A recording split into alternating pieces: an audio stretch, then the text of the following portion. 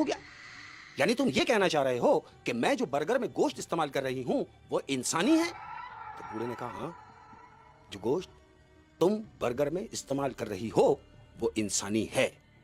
بوڑھیا کہہ رہی ہے دیکھو بکواس نہ کرو۔ تو یہ بوڑھا کیا کہہ رہا ہے؟ کہہ رہا ہے یہی بات میں تم سے کہہ رہا ہوں کہ بکواس نہ کرو۔ کیوں؟ کہ جو تم ہو وہی میں ہوں۔ مطلب؟ بوڑھیا نے کہا کیا مطلب؟ جو میں ہوں وہ تم ہو؟ کہہ رہا ہے میں اس لیے اس گوشت کو پہچان گیا ہوں یہ انسانی ہے کیونکہ میں آدم خور ہوں۔ بوڑھیا نے کہا کیا؟ بولے ہاں میں آدم خور ہوں اور مجھے حقیقتاً 110% یہ یقین ہے کہ تم جو گوشت استعمال کرتی ہو وہ انسانی ہے۔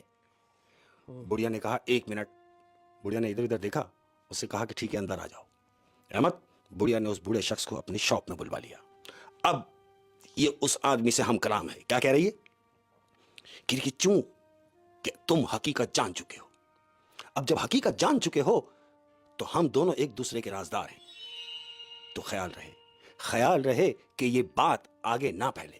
اس نے بولا نہیں، یہ بات یہی دفن ہو گئی، لیکن میری ایک شرط ہے۔ بڑھیا نے بولا کیا؟ اس نے کہا کہ مجھے روزانہ 100 برگر چاہیے تازے گوشت کے۔ بڑھیا نے کہا یہ میرا وعدہ ہے کہ میں تمہیں روزانہ تازہ گوشت کے 100 برگر دوں گی، کیونکہ وہ تو بیٹھی قبرستان کے پاس ہے، وہ تو دیکھتی ہوگی کون دفنا رہا ہے کس کو۔ ایسے ہی ہے۔ اب یہ کیا اس سے پوچھ رہا ہے کہ مجھے یہ بتاؤ کہ تم جو گوشت استعمال کرتی ہو اس کا کیا طریقہ کار ہے؟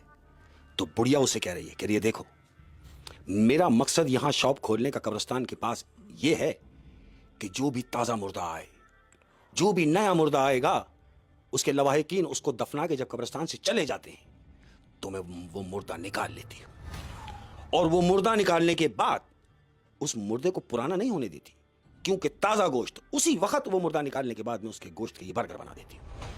اس نے کہا ہاں میں سمجھ گیا۔ احمد، اس نے بولا ہماری تمہاری کمٹمنٹ ہے کہ 100 برگر مجھے روز ملیں گے۔ اس نے کہا ٹھیک ہو گیا۔